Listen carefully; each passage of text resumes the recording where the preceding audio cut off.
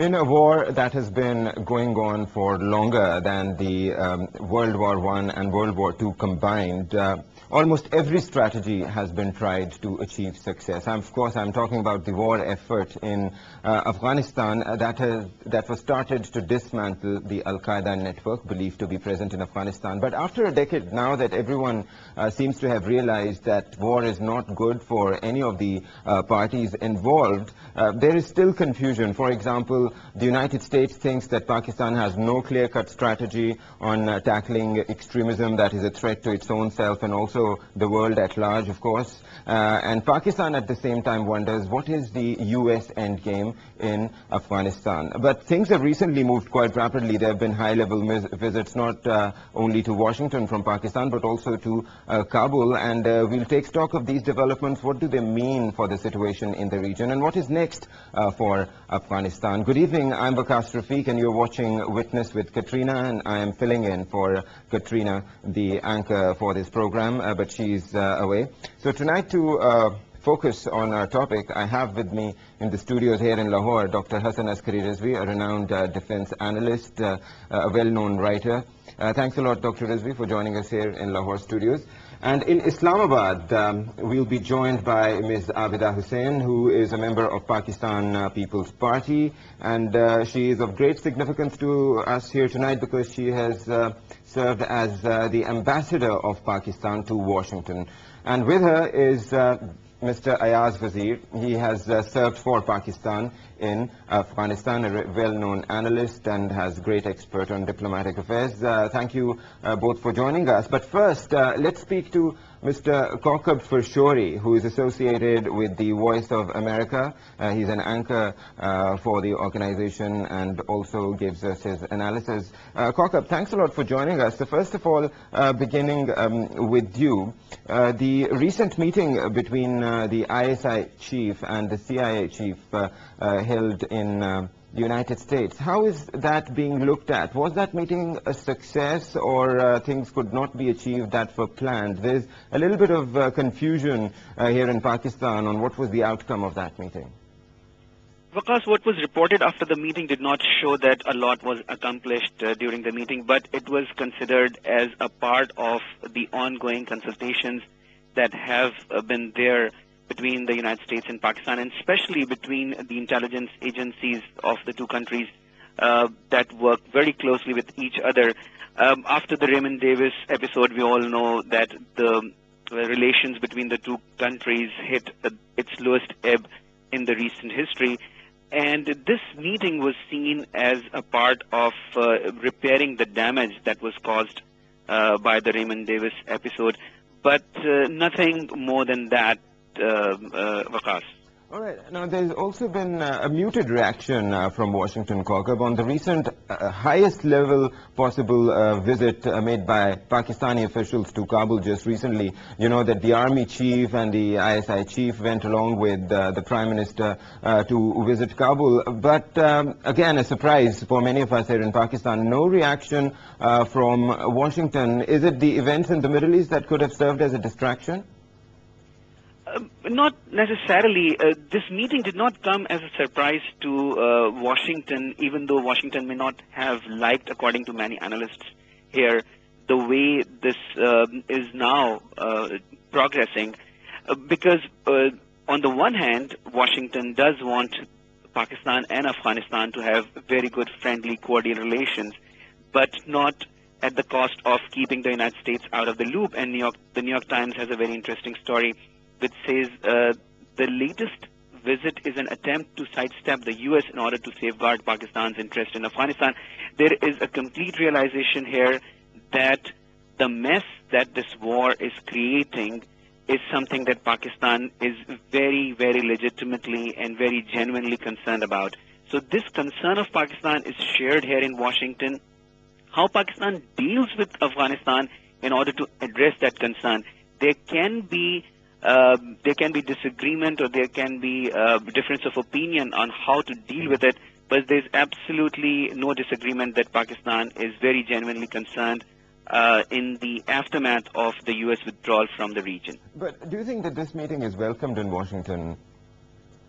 Any meeting is welcome between Afghanistan and Pakistani leaders. Now, again, the military's involvement, the involvement of Pakistan's armed forces is something over which analysts here in Washington argue. While Pakistan does want stable Afghanistan, according to analysts in Washington, it does not want a very strong military in Afghanistan. It does not want a centralized Afghan government.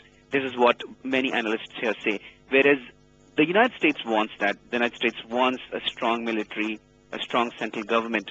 So the meeting itself was not an issue, but what comes out of it and what goes on from this point on is something over which there can be difference of opinion. Kokab, thank you so much for taking us time and giving us perspective on the matter. Kokab Fashori was speaking to us live from Washington. He's associated with Voice of America, as I told you. Mr. Hassan, I would like to ask you, do you think that there is more to this visit of the Prime Minister to Kabul than meets the eye? Can Pakistan and Afghanistan have diplomatic relations, or there's more deeper meaning to this visit? How do you look at it? Well, Pakistan and Afghanistan have always had diplomatic relations, but this visit is important because, you see, the United States kept Pakistan out of the loop when they started conversations with the Taliban or some elements of the Taliban in Kabul. They had a representative from Iran, but they did not have anyone from Pakistan.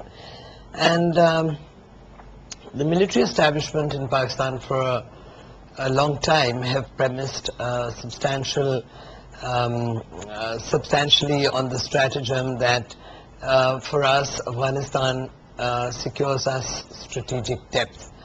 Now, therefore, the effort of General Petraeus in Afghanistan to raise an Afghan army that is going to be effective enough to support the civil administration in Afghanistan once the NATO forces start withdrawing is something that is viewed by our military establishment with a degree of cynicism.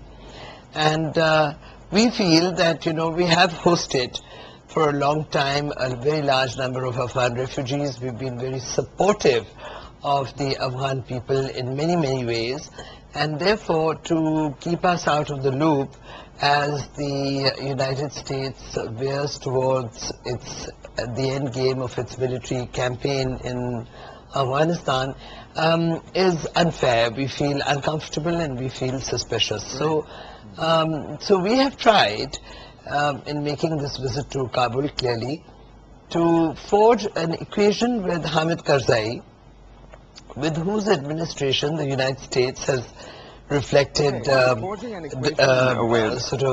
reservations from time to time. Okay. And so we would like to hold out to Hamid Karzai that this is our region, and let us talk about how best we can handle each other as neighbors and be supportive of each other's effort to secure for ourselves and our people a better way of life. You just spoke about forging an equation with Hamid Karzai's government. I want to bring in Mr. Wazir on this.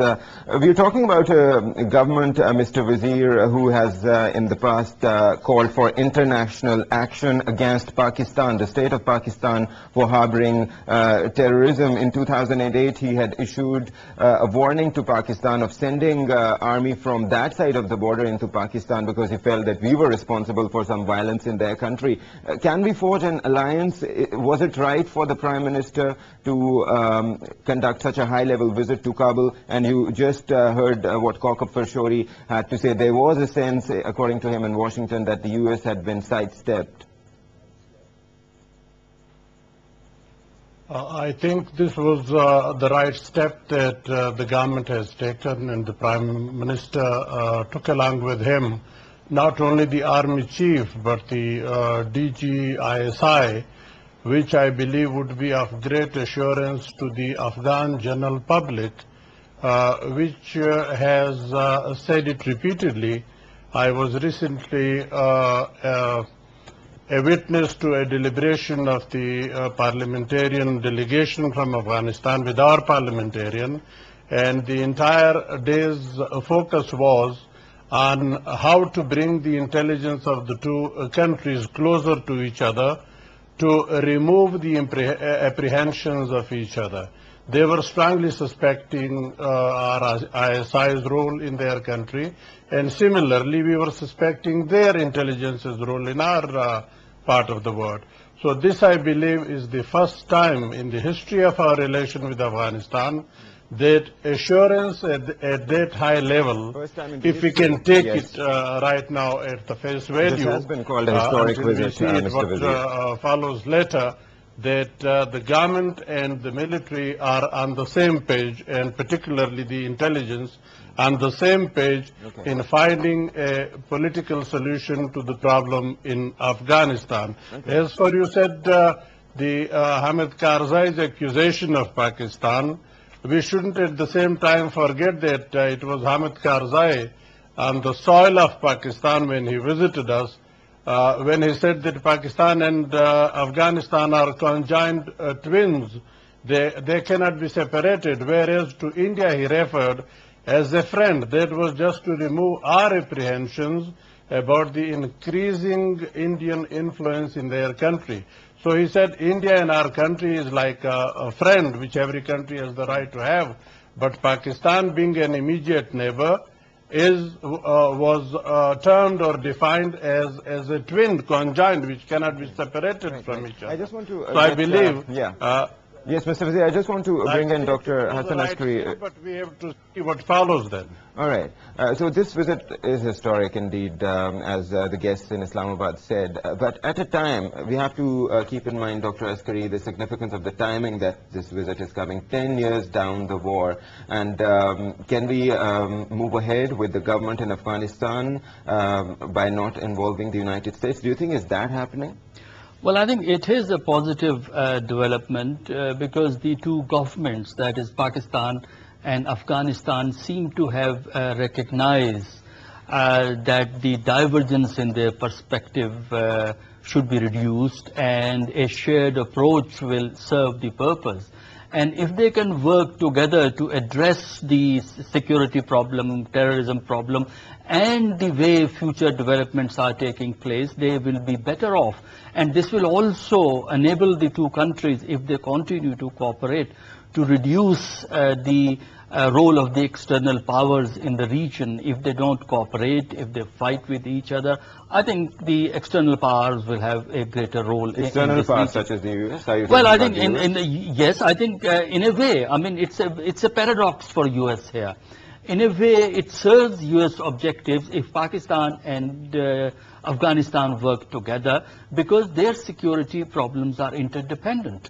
On the other hand, there is a fear in one section of the public opinion, or not public opinion, but I would say those who pay more attention to this region, that if these players get together, if these players adopt their own strategy, they may not become too autonomous in their disposition and treatment of the issues. Therefore, some elements in the US policy making circles would assume that perhaps the US may be left out in cold. But there could also be a feeling of some kind of satisfaction or pleasure among circles in the United States over Pakistan and Afghanistan coming closer, because remember, the United States wants to get an exit from Afghanistan. But this is true, that if there is a greater cooperation between Pakistan and the US, it also serves the US interest, because its withdrawal would be easy from this region. Further, the US wants to strengthen the Afghan government, its capacity to govern, its capacity to manage its relations within the country. That objective is going to be definitely served. So I think if these relations materialize in policy matters, I think then all would benefit. All right. Ms. Abida Hussain, I want to bring you in here. Now, there are no two words about how important the alliance between Pakistan and United States is. We have a long history of relations between the two countries, and of course, the two countries came closer, especially in the war against terrorism. Yet the situation is so complicated. Where do you think is Pakistan going wrong? Well, you know, the United States and Pakistan have had a long relationship, but it is a relationship which has been fraught with frustrations on both sides. There have been times when we have been intensely frustrated with the United States. We were embargoed by the United States from 1990 all the way to 2001, and this was the time when the United States was trying to prevent us from completing our nuclear program. Therefore, there was a cut-off of all assistance, and even training programs were curtailed. Even population assistance was dried up. Now, there have been times when the United States has been very frustrated with us, and I think at the moment it's going through that kind of phase where the United States feels frustrated that we are defining the Taliban as sometimes in a positive way, and sometimes not. in not such a positive way. Speaking of the moment, Mrs. N, this is also the moment when all the parties involved in the conflict in the region are talking about negotiating with the Taliban. And when we return from this break, we'll get an in-depth analysis from our guests about negotiations with the Taliban. Is that doable? What are the difficulties in that? So stay with us. We'll also be speaking to Mullah Abdul Hakim Mujahid, who has been the former permanent representative of the Taliban regime to the United Nations. Stay with us. You're watching Witness with Quatrina.